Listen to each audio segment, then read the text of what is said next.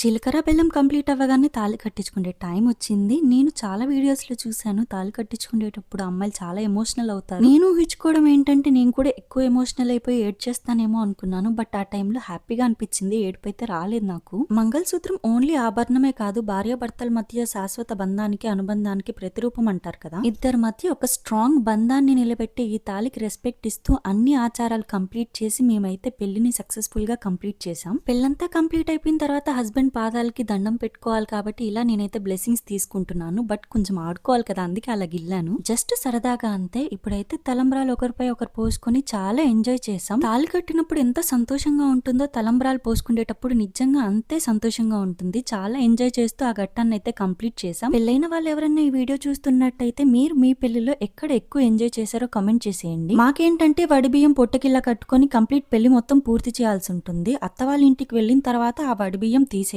Normal గా అయితే అన్ని వడిబియ్యం కట్టరు. ఎక్కడ మిస్టేక్ జరిగిందో ఏమో కానీ ఎక్కువ వడిబియ్యం కట్టడం వల్ల నాకైతే బ్యాక్ మొత్తం పెయిన్ వచ్చేసింది. ఈ ఆచారం మీలో ఎంత మందికి ఉందో కమెంట్ చేసేయండి. ఒకవేళ ఉంటే మీరు కూడా జాగ్రత్త పడతారని ఇలా చెప్తున్నాను అంతే. ఇప్పుడైతే మా ఆయన నాకు అరుంధతి నక్షత్రం చూపించే టైం వచ్చేసింది. చూద్దాం కనిపిస్తుందో లేదో అరుంధతి నక్షత్రం. చాలా మంది పెళ్లిలో ఉండే వన్ ఆఫ్ ద స్ట్రాంగ్ ఆచారం కదా. అరుంధతి వంటి పవిత్రమైన అచంచలమైన బంధం ఎప్పటికీ ఇద్దరి మధ్యలో ఉండాలని ఈ తంతు అయితే చేస్తారు. ఫైనలీ ఇప్పటి వరకు మాకు హార్ట్ఫుల్ గా బ్లెస్ చేసిన ప్రతి ఒక్కరికి థ్యాంక్ యూ సో మచ్.